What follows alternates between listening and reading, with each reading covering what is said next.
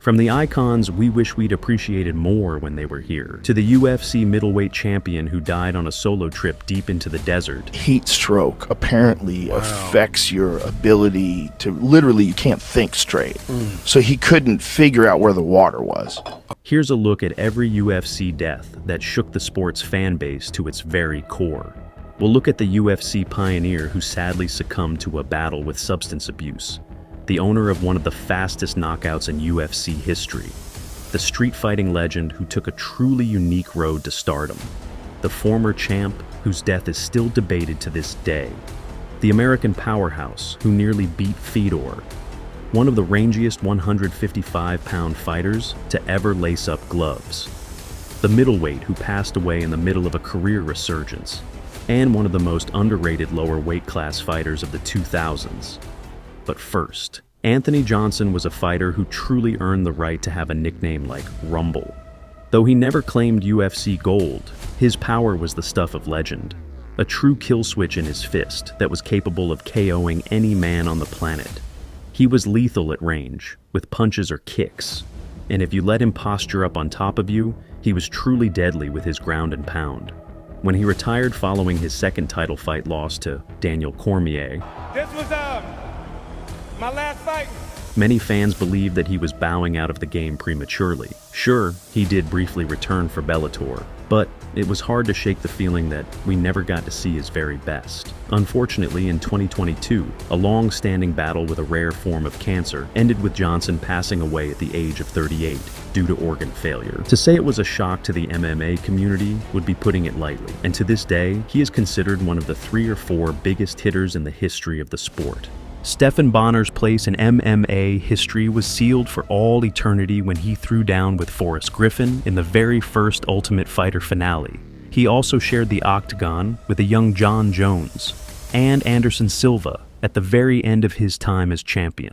But in retirement, Bonner struggled with substance abuse, finding his transition to non-fighting life quite difficult. In December of 2022, the UFC Hall of Famer died in Las Vegas, Nevada, as a result of an accidental fentanyl overdose. He was 45 years old at the time. UFC President Dana White will be the first to tell you that the promotion might have survived the early 2000s if it weren't for that legendary fight at the end of TUF Season 1. Ryan Jimmo is best known for owning one of the quickest knockouts in UFC history.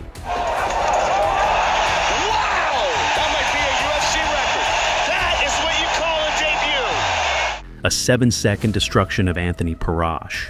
However, his name returned to the headlines in 2016 for the worst possible reason. There was no downward spiral or substance abuse issue here. Jimmo simply got into an argument with someone in a parking lot, and in a fit of rage, the other guy got in his truck, ran the UFC veteran over, and fled the scene. To say that this one was a shock doesn't even begin to describe how bizarre it was. Jimmo was 34 at the time, and his attacker eventually received an 8-year sentence for manslaughter. Kimbo Slice had star potential from the very moment he burst onto the scene through his infamous street fights. Online broadcasts of these rough-and-ready showdowns made him a household name before he had ever considered being a mixed martial artist. He made his move to MMA and was an instant attraction, featuring on one of the greatest seasons of The Ultimate Fighter ever. And even though his lack of grappling aptitude was a problem, he never stopped being a fun addition to any card. Even as he left the UFC and moved over to Bellator, his star power continued, and he headlined several of the biggest selling shows in the company's history. In 2016, in what was a truly heartbreaking turn, the widely adored Slice passed away due to congestive heart failure at 42. Professional fighter who started as a viral sensation has died. There was an instant outpouring of grief from all angles. Even though he was never an elite mixed martial artist, Kimbo was a fighter at his core and achieved more in his career than anyone could have ever believed possible. Evan Tanner is one of those UFC champions that often gets forgotten about, but he took home the middleweight belt at UFC 51 in 2005 with a first-round knockout of David Terrell.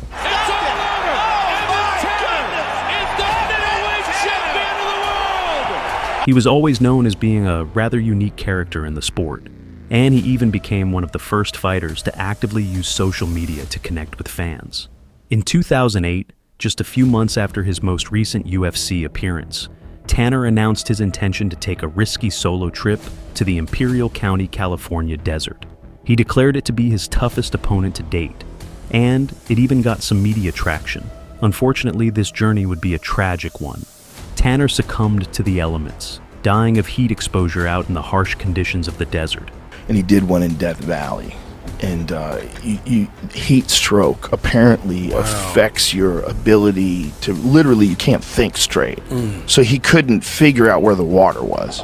He just couldn't figure out where it was. This death made a real impact on the sport's fan base. Kevin Randleman was a former UFC champion and a legitimately frightening athletic specimen in his prime. There are not many athletes who can give themselves the nickname the Monster and get away with it. But he wasn't like most other fighters. Who can forget seeing Randleman suplex the icon Fedor Emelianenko directly onto his head, nearly breaking the last emperor's neck in the process.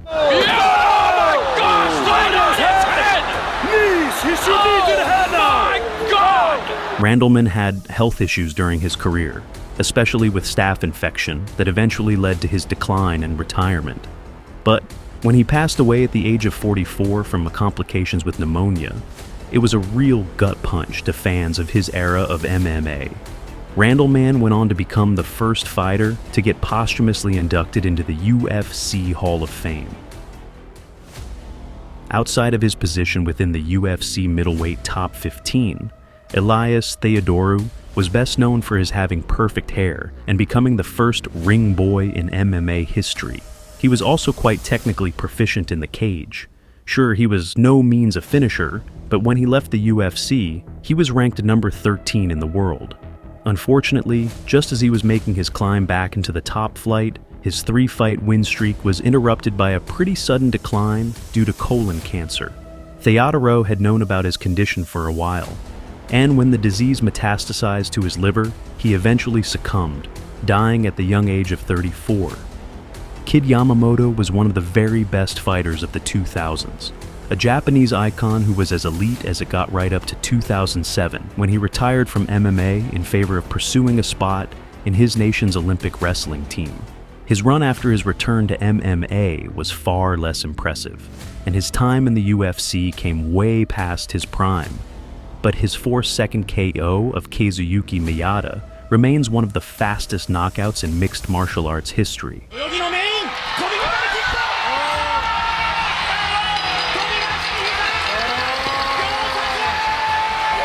However, in August of 2018, he revealed that he was fighting an aggressive form of stomach cancer, and just 3 weeks later, he passed away from his illness at just 41 years old.